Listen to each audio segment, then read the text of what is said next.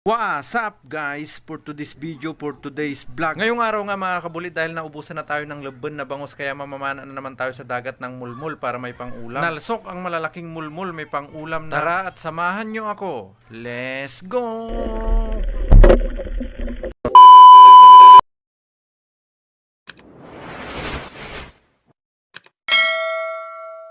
Good morning mga kabulit, nandito tayo ngayon sa dagat na naman.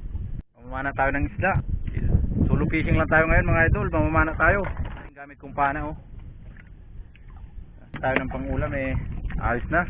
Dito nga mga kabuli, sinimulan ko na nga rin sumisid at humanap ng isda na aking tutusukin. Dito nga sa unang spot na pinuntahan ko ay may mga damo na mahahaba na ang tawag sa amin ay tarakter. Nakakita na nga rin ako ng isdang mulmul dito na aking hinahanap, kaya naman agad ko ng pinana. Madalang ngayon ang isdang mulmul dito sa unang spot na pinuntahan ko, mabuti na lang nakakita pa ako ng isa. Mabuti na nga lang tinamaan kahit paano'y may nakuha rin ako dito. Dito nga mga kabuli ay lumipat na nga rin ako ng spot. Dahil madalang nga ang isdang mulmul doon sa unang spot na pinuntahan ko, kaya lumipat na ako dito sa record. Mabuti na nga lang hindi kalakasan ng alon ngayon mga kabuli, kaya naman nakapunta ako dito para mamana. Medyo mahirap nga lang mamana ng isdang mulmul dito mga kabuli dahil sobrang kapal ng aragan. Kung hindi ka nga sanay humanap ng isdang mulmul dito, kahit nasa harapan mo na yung isda ay hindi mo makikita. Nakakahilo nga ring mamana dito mga kabuli dahil sa galaw ng mga aragan. Noong unang beses ko nga namana dito, para akong nakainom ng 2x2 nakakahilo. Pagka uwi may hangover. Sinabi ko pa nga sa sarili ko na ayaw ko nang bumalik dito para mamana dahil nakakahilo. Naiinggit na nga lang ako noon sa mga nakakapunda dito para mamana dahil ang lalaki ng mga nakukuha nilang isda. Dahil nga doon ay sinabi ko na naman sa sarili ko, kung kaya nila ay kaya ko rin. Dahil nga gustong gusto ko talagang matutong mamana dito sa record, kaya naman ginawa ko ang lahat para matuto. Kahit nga palagi akong nahihilo kapag namamana dito at halos walang nakukuhang isda, ay nagpabalik-balik pa rin ako dito hanggang sa matuto. Dahil nga hindi ako sumuko at patuloy na nagpursige habang tumatagal, hindi ko na mamalayan na natuto na rin pala mamana dito, hindi na ako nahihilo. Lahat ng gusto nating matutunan at gustong makamit sa buhay ay kaya-kaya natin yung maabot mga kabuli, basta wag lang tayong susuko. Samahan na nga rin natin ito ng dasal para palagi tayong gabayan ng ating ama na nasa itaas. Dito nga mga kabuli ay nakakita na naman ako ng isdang mulmul, kaya naman agad ko ng pinana, nalsok. Hindi naman masyadong kalaliman dito, kaya naman kunting higop lang ng hangin sa itaas bago sumisid. May nakita nga na naman akong isda dito, pero hindi ko muna pinana, hinantay ko muna siyang magtago siya sa mga aragan. Nang tumago na nga sa aragan, agad ko ng linapitan para panain, nalsok. Hindi nga ata maganda ang pagkakatusok ko dahil malakas ang palag ng isda, kaya naman agad ko ng dinakma. May nakita nga na naman akong isda dito na sumiksik sa aragan. Agad ko na nga rin pinana ito nang makita kong nakalabas ang kanyang ulo-ulo. Dinakma ko na nga rin ito dahil hindi naman masamang dumakma basta tama ang iyong dinadakma. May pinana na naman akong isda dito, tinamaan kaya lang daplis kaya nakabulos. Nakakapanghinayang lang talaga kapag tinamaan mo na nakabulos pa, puyong-puyo. Dahil nga sumablay ako sa pinana ko, kaya naman itong kasunod ay sinigurado ko ng busay. Yung ulo nga ng isda ang pinuntirya ko, pero yung tinamaan buntot. Pero ayos lang yan, basta tinamaan yung isda, kaya naman agad ko ng dinakma, baka dakmain pa ni Mang Kano. Banda rito nga mga kabuli ay hindi ko muna i-voice over para naman marinig nyo ang original na tunog dito sa ilalim ng tubig.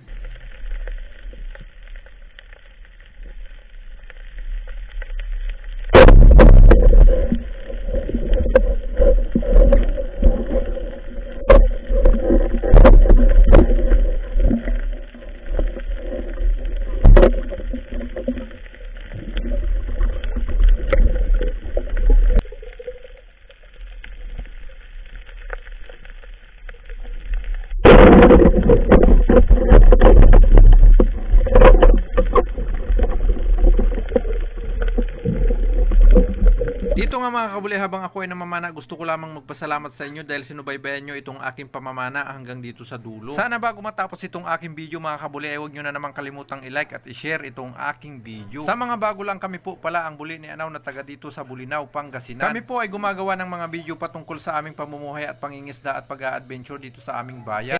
Dito nga mga kabuli ay umahon na nga rin ako sa tubig dahil may nahuli na rin akong pangulam. Pauwi na nga rin ako dito dahil magunam na, baka umulan, ayokong mabasa. Kaya mga kabuli, pag-una man ang kate, kanya gawit ang wina. Mulmul.